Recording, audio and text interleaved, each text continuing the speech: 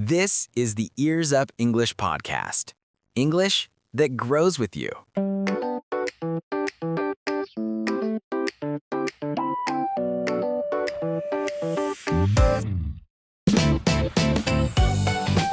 Welcome to Ears Up English, where your listening becomes stronger and your speaking becomes smoother. If English still feels scary or stressful for you, don't worry. We're here to help you enjoy English without fear. Strong ears, strong English. Now, let's begin today's episode. Hi everyone, I'm Michelle. And I'm Robert. Thanks for joining us today. Robert, how's your week going? Really good, actually. I've been doing a lot of reading lately, which honestly doesn't happen as much as I'd like. Oh yeah? What have you been reading about? Education, actually. It started because I was helping my nephew with his homework, and I realized his experience was so different from mine growing up. That's interesting. I had a similar moment recently. I was talking with a Japanese colleague about her kids' school, and she mentioned that almost everything is done individually. No group projects, no open debates. Right, and that's so different from what a lot of us experienced growing up in the US. Totally. So today, we want to talk about how school in Japan and America is actually different and why those differences matter, especially once you're in the workplace. Yeah, and if you've ever wondered why your foreign colleagues approach problems differently, this episode might give you some real answers. It really might. Okay, so let's start with the basics. Sure, one of the biggest differences is how structured the classroom is. In Japan, every student uses the same textbook, follows the same curriculum, and moves at the same pace. Yeah, exactly. And the goal is usually to find the right answer. There's not a lot of room for personal interpretation or debate. Right, whereas in the US, classes tend to be much more discussion-based. Teachers often ask questions that don't have one correct answer. That makes sense. I remember in high school, we had debates all the time. You'd actually be graded on how clearly you could argue your point, not just whether you got the right answer. And I think that changes how you approach problems for the rest of your life. For sure. People who went through the Japanese system are often incredibly precise and careful. They really take their time and check their work. The interesting thing is that same strength can become a challenge when instructions aren't clear, because in that system, there was always a defined answer to find. Right, and in the real world, especially in international workplaces, that's not always the case. Which is where today's phrase really comes in. In American schools, you're expected to figure it out on your own. Teachers give you the tools, but not always the full roadmap. Yeah, and that can feel really uncomfortable if you're used to a system where every step is laid out for you. Totally. I've heard from Japanese friends who studied abroad that the biggest shock wasn't the language, it was the teaching style. Really? Yeah, they'd go to a professor expecting detailed guidance, and the professor would just say, "What do you think you should do?" That would be so confusing at first, but I can see how it builds confidence over time. Exactly. Another big difference is homework. In Japan, it tends to be repetition-based. You practice the same type of problem over and over to build accuracy and speed. Yeah, exactly. Drill-style learning. And it works really well for building solid foundations. In the US, homework is often more open-ended. Write a reflection, research a topic, and form your own opinion. Right. Both approaches have real strengths. The Japanese system builds incredible precision. The American system builds independence and comfort with uncertainty. The interesting thing is, neither approach is better in every situation. It really depends on the task. For sure.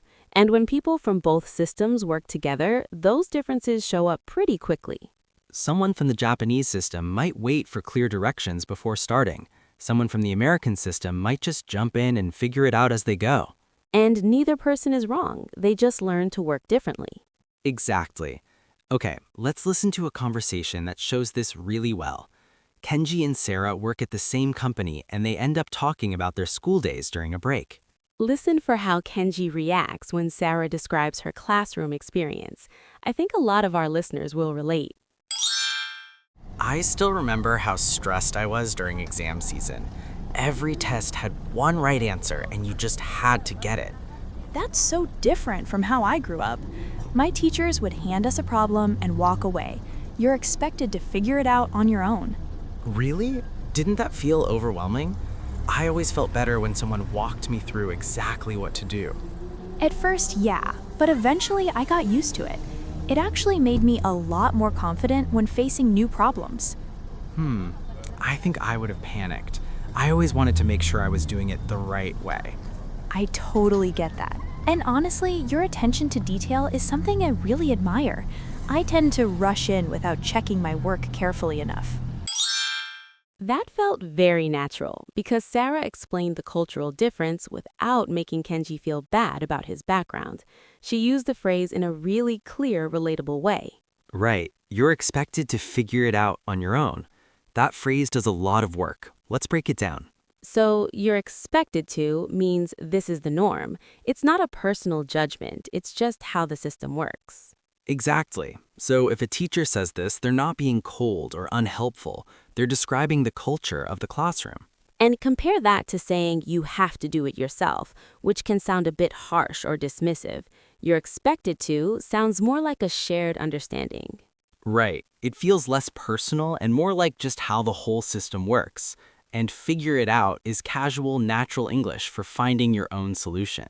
You could use this phrase in so many situations. In my first job, I was expected to figure it out on my own during the first few weeks. Or the culture here is pretty independent. You're expected to figure it out on your own and ask for help only when you're really stuck. Great examples. Okay, let's listen to Kenji and Sarah one more time. I still remember how stressed I was during exam season. Every test had one right answer and you just had to get it. That's so different from how I grew up. My teachers would hand us a problem and walk away. You're expected to figure it out on your own. Really? Didn't that feel overwhelming? I always felt better when someone walked me through exactly what to do. At first, yeah, but eventually I got used to it. It actually made me a lot more confident when facing new problems.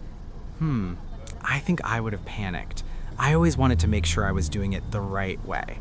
I totally get that. And honestly, your attention to detail is something I really admire. I tend to rush in without checking my work carefully enough. What we talked about today covered some really eye-opening ground. Let's go through the main points together. First, Japanese education tends to be highly structured. Students follow a unified curriculum with a strong focus on finding correct answers. That builds real strengths like precision, discipline, and the ability to follow complex instructions carefully. Yeah, exactly. And those strengths are genuinely valuable in a lot of professional settings. Second, American education tends to be more open-ended. Students are encouraged to debate, form opinions, and solve problems without always having a clear roadmap. Right. And that develops comfort with uncertainty, which is a huge asset when you're working in fast-changing environments. Third, these two styles often show up in the workplace, and the key is not to see one as better than the other, but to understand where each style comes from. That makes sense. A little awareness goes a long way. If someone on your team always waits for instructions, it might not be a lack of initiative. It might just be how they learned. And if someone jumps into a task without checking first, that's not being careless. That might be exactly how they were trained to work. Yeah, exactly. And phrases like, you're expected to figure it out on your own, can actually help you explain those cultural differences naturally and without blame. Right. Language gives us a window into culture, and that's really what this show is all about. Totally. That's why we love making it. We really do. All right, everyone. That's today's episode of Ears Up English. Strong ears, strong English. Keep training your ears every day. Try the phrase from today's episode and see how it changes your conversations. We'd love to hear how it works for you. And if you enjoy our podcast, we'd really appreciate it if you hit the like button. And don't forget to subscribe to our channel so you never miss a new episode. Join us again next time for more friendly, everyday English. Take care and keep your ears up. Bye.